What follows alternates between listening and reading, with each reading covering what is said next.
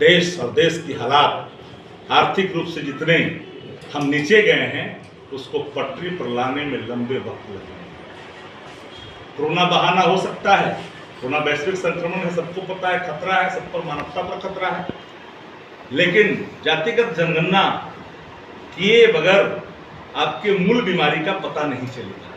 किस जाति में, अब हनुमान मंदिर के पास, किसी मंदिर मठों के पास, मस्जिद के पास जो भीख मांगते हैं बैठ करके, वो कौन जाति के पता करके हम देख के बताते हैं तुरंत। मठों और मंदिरों में जहाँ घंटे बजते हैं, जहाँ इबादतें होती है, जहाँ आपका कहीं न कहीं अब आस्था है, तो वहाँ तो प्रतिदिन जो दीदार करते हैं प्रभु का जा करके, अगल बगल में जो भीख मांग करके जीवन यापन करते हैं, कौन जाति के?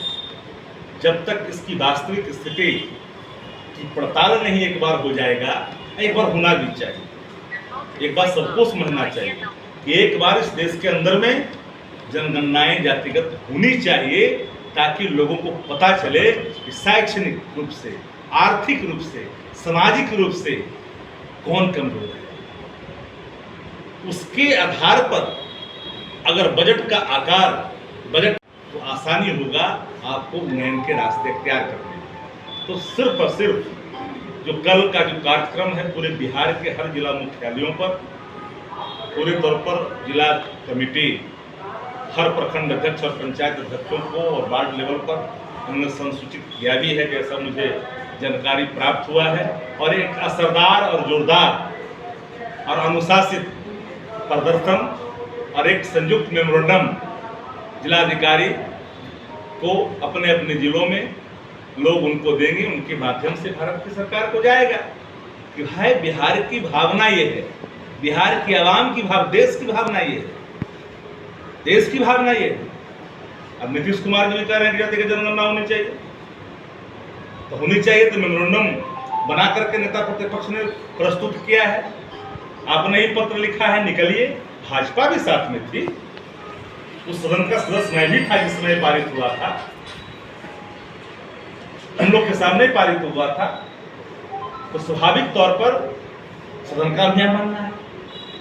तो नीतीश जी ने जो कदमें बढ़ाए हैं जनगणना के सवाल पर, तो आधे अधूरे से नहीं हो, पूर्ण रूपेण उनको खुलकर आना पड़ेगा।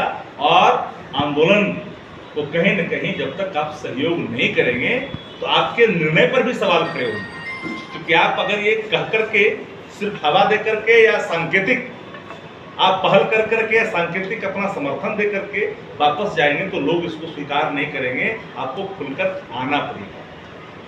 इसलिए राष्ट्रीय जनता दल ने ये कार्यक्रम रखा है जिला मुख्यालयों पर। उन्होंने जो तस्वीरें पेश की थी देश की जनता के सामने, और उत्सुकता बढ़ गई थी कि हर हाल में जातिगत जनगणना हो, किसी जाति का। हम इस बात के लिए नहीं हम प्रतिबद्ध हैं सिर्फ किसी एक वर्ग का। हम आपके माध्यम से जानना चाहते हैं कि देश की सरकार आखिर जो चीज़ें देश की सरकार के अधीन है उनको करना है, वो अपने पल्ला झाड़ कर करके एक अलग निर्णय लेना चाह रहे हैं और ले भी रहे हैं। सवाल ये उठता है कि आपको अत्यंत पिछड़ा और पिछड़ा वर्ग के हिंदुओं से आपको तकलीफ क्यों है? बाघ, बाघिन, हिरन सब, मोर, मोरनी सबका हो गया, तो जाति की जातिगत जनगणना क्यों नहीं? कैसे पता चलेगा कि इस देश के अंदर में कुछ लगभग 6 लाख परिवार जो भीख मांग के खाते हैं वो किस जाति के? तो ब्राह्मण हैं, जादव हैं, कोयरी हैं, कुर्मी हैं, ब्रह्मर्षि हैं, क्षत्रिय हैं, कौन हैं जो भीख मांग के जीवन यापन करते हैं, जिसकी संख्या लगभग 6 लाख परिवार है।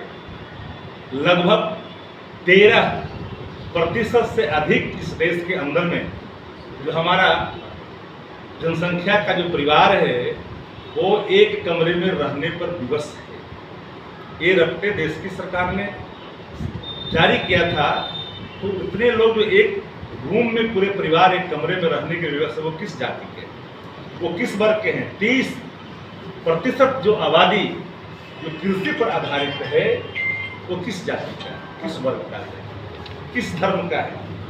जाति आप बताएं, क्योंकि जब तक आप जाति नहीं बताएंगे तो वेलफेयर स्टेट में उसके लिए योजना का आकार कैसे तय करेंगे, तो जनगणना एक ऐसा मैकेनिज्म है, एक ऐसा माध्यम है जहां से आप उन्नयन के रास्ते, सामाजिक उन्नयन, मानव का, यूथ का, सबका उन्नयन के दरवाजे यहीं से खुलेंगे। इसलिए जातिगत जनगणना अब 23% युवा युवतियां जो उच्च शिक्षा हासिल नहीं कर पा रही है, चाहे वो आर्थिक स्थिति के कारण, तो आखिर वो कौन जाति है देश के अंदर?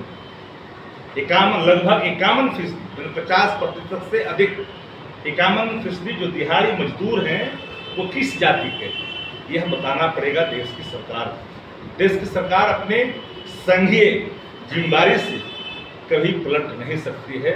मैं जानता हूं कि वर्तमान जो देश की हुकूमत है संघीय व्यवस्था पर लगातार हमला कर रही है, जो हमारा ताना बाना है इस देश का, उसको कहीं न कहीं कमजोर कर रही है। तो राष्ट्रीय जनता दल ने पूरे तौर पर जातिगत जनगणना को हर हाल में लागू हो, इन सवालों को लेकर के कटिबद्ध है, प्रतिबद्ध है।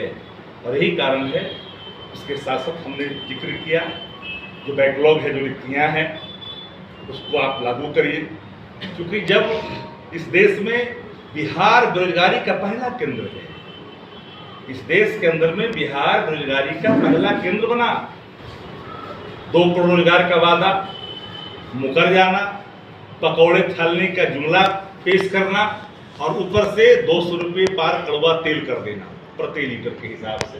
अब बताइए पकौड़ा भी कौन छानेगा? ये सवाल तो सामने मुंह बाए खड़ा है। तो इन्हीं सवालों को लेकर के, क्योंकि देश की जो स्थितियां हैं, किसान मजदूर पर जो कर्ज हैं वो कर्ज माफ नहीं हो रहे हैं, लेकिन सर्टेन इस देश के लोग इस देश के संपत्ति पर अपना एकाधिपत्य जमा कर बैठे हैं। अधिनायकवाद सर चढ़ के बोल रहा है। देश में लोकतंत्र की जो जड़ें हैं कहीं न कहीं हिल गई है।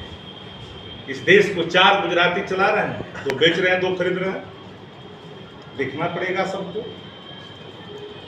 हम सवाल इसलिए हमारी नैतिक जिम्मेदारी पर बनती है, ये लोकतांत्रिक देश है, दुनिया का सबसे बड़ा लोकतंत्र भारत में है, और लोकतंत्र में जनता चुनती है, जनता सरकार